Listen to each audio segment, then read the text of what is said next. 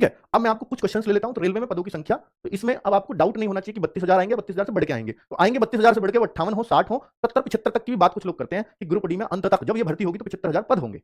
पर वो 75,000 होंगे या नहीं होंगे, पर ये जरूर दिख रहा है कि 50 प्लस तो पद आने ही है। पिछली बार ये 1 लाख थे। ठीक है, फॉर्म डेट ये क्लियर है, 23 जनवरी को आएंगे, तो उससे पहले पदों की संख्या क्लियर हो जाएगी। हालांकि बाद में भी पदों की संख्या बढ़ती रहती है, कई भर्तियों में बढ़े हैं। एग्जाम के लिए समय कितना मिल जाएगा, तो ये मैं पहले ही कह चुका हूं कि भाई अगर आप रेलवे की तैयारी कर रहे हैं ग्रुप डी की, तो आप ये मान लो कि रेलवे के पास जो समय खाली है वो जुलाई के बाद ही है, तो ये जुलाई के बाद ही होगा। तो आप एक्सपेक्टेड मंथ जुलाई मान सकते हैं, क्योंकि हम ऐसा तो नहीं ले सकते जुलाई के बाद होगा जी, दिसंबर में हो, नवंबर में हो, तो हम लास्ट का मंथ तो नहीं लेंगे, लेकिन जो सबसे जल्दी अगर संभव है तो वो जुलाई है। उसके बाद कितने दिन बाद होगा नहीं पता। चलो ठीक है, एक टारगेटेड स्कोर अगर आप देखना चाहते हैं, ये बनाना चाहते हैं कि मुझे किस स्कोर को टारगेट करना चाहिए ग्रुप डी में जॉब की सिक्योरिटी के लिए, तो मैं आपसे कहता हूं कि आप इसके अंदर अगर 100 में से 75 क्वेश्चन राइट कर देते हो, भाई जैसा पेपर पिछली बार आया मैं उस हिसाब से कह रहा हूं, 75 क्वेश्चन का टारगेट जो अचीव करना बहुत मुश्किल है। पिछली बार की बात करूं तो जो सेलेक्ट हुए उनमें मुश्किल से 1000 बच्चों के सही हुए होंगे, 1 लाख बच्चों में जो सेलेक्ट हो गए उनमें 1000 बच्चे ही 75 क्वेश्चन कर पाए होंगे। तो आप कहो सर इस बार भी तो 50,000 वैकेंसीज है, तो इसका मतलब 75 पे तो श्योर ही सिलेक्शन हो जाएगा। मैं कह रहा हूं पिछली बार 1 लाख की जगह अगर 1000 वैकेंसीज भी होती तो 75 वालों का सिलेक्शन हो जाता है, ये मैं कह रहा हूं। हालांकि कुछ जगह सिलेक्शन ऐसा भी हुआ कुछ आरआरबीज में कि एक बच्चे के 33 क्वेश्चन ठीक, कट ऑफ हालांकि 61-62 पे गया, तो 61-62 पे भी इसका नंबर था 33 क्वेश्चन वाले का। ये मेरे सामने एग्जांपल था। ये कैसे? नॉर्मलाइजेशन, क्योंकि पेपर बहुत सारे होते हैं और जितने ज्यादा होंगे नॉर्मलाइजेशन में उतना ज्यादा फर्क पड़ने के चांसेस रहते हैं। तो इस बच्चे को क्या इतने ज्यादा का नॉर्मलाइजेशन मिल गया होगा 28-29 का, ये मेरी आंखों के सामने का उदाहरण था। तो भाई मतलब ये 61-62 की कट ऑफ में 33 क्वेश्चन लाके भी क्लियर कर गया। मैं ये कह रहा हूं कि पिछली बार कट ऑफ जो गई थी वो 65 भी गई, 67 भी गई, 68 भी गई, 71 भी गई, कहीं की 72 भी गई, पर उनके 65, 67 या 71, 72 क्वेश्चन नहीं थे। उनके क्वेश्चन 40 भी थे तब भी उनके 68 हो गए, किसी ने 45 किया उसके तब भी 70 हो गए। तो ऐसे भी सिलेक्शन हुए हैं, यानी 100 में से 45-40 क्वेश्चन पे भी अच्छी जगह अच्छी आरआरबी में सिलेक्शन हो गया था। तो अब 75 क्वेश्चन अपने आप में फिर तो चैलेंज हो गई, तो फिर तो 1000 बच्चे से ज्यादा होंगे ही नहीं, नॉर्मलाइजेशन हो सकता है 90 पे भी पहुंच गए। ठीक है, तो इसलिए भाई जो टारगेट स्कोर है, टारगेट तो हम सेफ स्कोर को कहते हैं ना, कि अपने दिमाग में एक माइंडसेट में बना के चलोगे मैं 75 के नंबर को कैसे अचीव कर सकता हूं, कि मुझे किस किस में कितना कितना करना है। तो अगर आप ये अचीव कर लेते हैं तो बहुत शानदार हो जाएगा। अब आप देखो कि जैसे मैथ्स में आपके क्वेश्चन आते हैं, इसमें मैं आपको एक देखो फिगर दे देता हूं कि 75 को कैसे लाया जा सकता है। जैसे साइंस है, मैथ्स है, तो मैथ्स में जैसे 25 क्वेश्चन है, तो आपका मैथ्स मान लेता हूं मैं एडवांस आता है जी, 4-5 क्वेश्चन पक्के आते हैं, पर आप फिर भी एडवांस मिलाकर के 20 क्वेश्चन टारगेट करो कम से कम मैथ्स में। फिर भी अगर कुछ बच्चों का मैथ्स बहुत वीक होता है तो वो यहाँ 15 भी लेकर के चल सकता है, पर वो रीजनिंग फिर 28-30 ही करे। ठीक है, लेकिन अगर आप मैथ्स में 20 करते हो तो यहाँ 26-27 भी चल जाएगा। ठीक है, 26-27 स्कोर। जीएस में, जीएस एसएससी से थोड़ी आसान आती है, तो आप यहां पर अपना स्कोर फिर भी 12 क्वेश्चन तो टारगेट कर ही सकते हैं। और यहां पर जो साइंस है, बहुत अच्छे स्कोर पिछली बार 18-20 के आसपास थे, बहुत अच्छे स्कोर। और अगर एक जेन्युइन स्कोर अगर मैं बोलूं कि 16 क्वेश्चन तो हर बच्चे को करने ही चाहिए अगर सिलेक्शन लेना है, तो ये बहुत अच्छे गुड स्कोर में आएगा ये तो। ठीक है, अब मैं आपका यही मान लेता हूं कि 16, 20, 36, 36 और 26 अगर मैं जोड़ूंगा तो 62 नंबर बन जाएंगे। 62 और 12, 74, 75 नंबर ऐसे बना दिए मैंने आपके। कैसे कि मैं साइंस में केवल 16 भी लेके चलूंगा, साइंस आएगी उस लेवल की। मैं अगर मैथ्स में 20 लेके चलूंगा, आप क्यों नहीं सर मैथ्स में 15 कर पाता हूं, तो फिर साइंस 18 तक कर लेना, रीजनिंग 28-29 कर लेना और जीके को एक आध बढ़ा लेना, तो आपकी मैथ्स की पूर्ति हो जाएगी। तो अपनी अपनी तरह की अपनी अपनी कलाएं हैं बच्चों पे, अपने अपने। अब कोई बच्चा एक में मेरा मैथ्स बिल्कुल जीरो है, तो भाई आपके पास 6-7 महीने मैथ्स बनाने को 4 महीने चाहिए बस, तो बनाओ। बिना मैथ्स के सिलेक्शन नहीं होगा किसी भी आरआरबी में।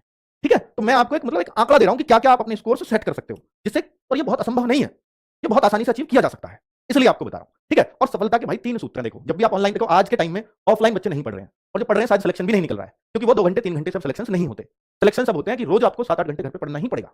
ठीक है, तो वो वाली चीज, तो अगर चूंकि जब बच्चे ऑनलाइन पढ़ रहे हैं तो उनको ये पता होना चाहिए कि मुझे किस चीज पे फोकस करना है। एक तो आप क्लासेस, कुछ बच्चे पैसे करते हैं मैं एकदम फ्रेशर हूं, तो फ्रेशर हूं तो बिल्कुल आप जैसे आपका टीचर कह रहा है एक जगह फॉलो कर लो। मेरी बात याद रखना, अगर आप फ्रेशर है ना तो आप जगह जगह मत भटको, सिर्फ एक जगह पढ़ो और उस एक जगह ही पूरे विश्वास से पढ़ो, आप सबसे जल्दी सीख जाएंगे। और एक बच्चा जगह जगह से पढ़ता है, मैंने वो चैप्टर वहां से करा, वो चैप्टर वहां से करा, वो नहीं कर पाएगा उतना बढ़िया अगर फ्रेशर हो। लेकिन अगर आप पहले से पढ़ रहे हैं तो फिर उन कोशिश करिए कि उन चैप्टर्स की ही क्लास देखूं जो मेरे वीक है, तो क्लासेस को आप ऐसे टारगेट करिए। फ्रेशर बच्चे को एक अगर किसी बैच से भी वो जुड़ जाए तो उसके लिए बेस्ट होता है, क्योंकि बैच में टीचर फालतू की बातें नहीं करेगा। यूट्यूब पे आपको बहुत फालतू की बातें मिल जाएंगी, बैच में सिर्फ कंटेंट रिलेटेड करेगा, लेकिन उससे पहले रिसर्च करो कि कौन वास्तव में बैचेज अच्छे कंप्लीट कराते हैं। ठीक है, अगर आप आरडब्ल्यू पे भरोसा करते हो तो मैं आपको विश्वास दिलाता हूं कि वो भरोसे पे आप आरडब्ल्यू को दुगना खरा उतर पाओगे, दुगना, जितना आपने सोचा भी नहीं होगा। ठीक है, बुक्स की बात करूं तो भाई बुक्स, जिन बुक्स में प्रीवियस ईयर क्वेश्चंस की बहुतायत हो उन बुक्स को पढ़ना। प्रीवियस ईयर क्वेश्चंस के आधार पर ही बहुत सारा पेपर 70-80% उनसे ही बन जाता है, और वहां से आपको एक आइडिया मिल जाता है। क्योंकि देखो बुक्स एसएससी के लिए भी अलग हैं, बुक्स कुछ बुक्स ऐसी हैं जो सारे एग्जाम्स को ओरिएंटेड करके बनाई गई हैं, जिस पर रेलवे का बहुत ज्यादा ध्यान नहीं है। तो भाई मैं ये कह रहा हूं कि जो रेलवे के लिए बुक्स अगर किसी ने बना भी रखी हो तो वो ज्यादा बेनिफिशियल होंगी, तो वहां रेलवे के एग्जाम्स के पैटर्न को ध्यान में रख के बनाया गया होगा। ठीक है, और मॉक टेस्ट ये आपको हर संडे में फ्री प्रोवाइड कराऊंगा। ठीक है, बुक्स के लिए हम लोगों ने भी हर सब्जेक्ट की अलग अलग बनाई हुई है। पहले तो मैं आपको बता दूं कि ये देखिए एक रेलवे विज्ञान हम लोग लेकर के आ रहे हैं, रेलवे विज्ञान के नाम से। तो ये आपको धर्मेंद्र सर और भावना मैम, इन दोनों टीचर्स की आपको इसमें मेहनत दिखेगी, जो हाथ से एक एक शब्द है ना, अगर मैं एक शब्द एक लेटर की बात करता हूं तो वो आपको बिल्कुल अपने हाथों से लिखा दिखाएंगे। ये मतलब बिल्कुल संजोया है, किसी कंटेंट राइटर की हेल्प नहीं है।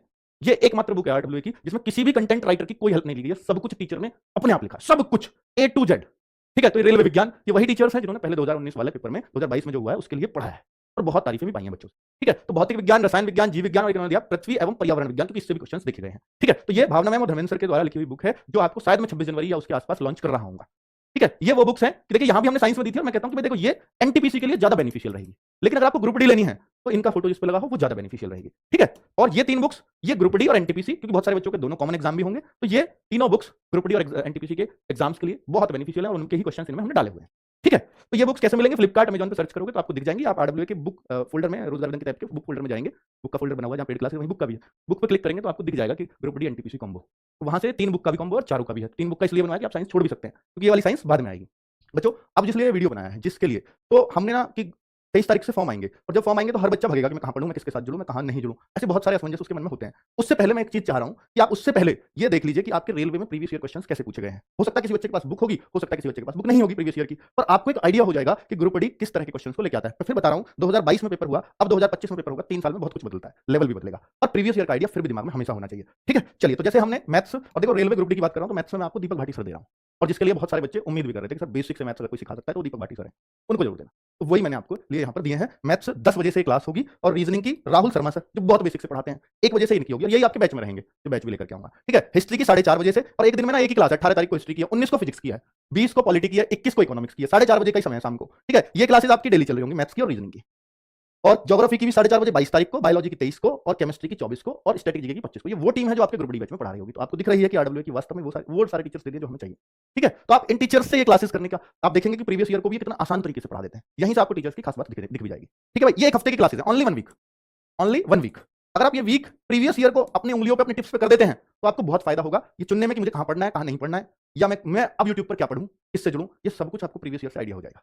ठीक है, और वो हम करते हैं हर पेपर से पहले, या हर फॉर्म से पहले हम चाहते हैं कि उसके बच्चा प्रीवियस ईयर जरूर पढ़ ले। तो वो प्रीवियस ईयर अगर पढ़ लेगा तो निश्चित तौर पर उसको फायदा होता है, और हर एक बच्चे के दिमाग में ये होना चाहिए, किसी भी बैच को लेने से पहले, किसी भी टीम से जुड़ने से पहले, किसी भी क्लास से जुड़ने। थैंक यू, नमस्कार।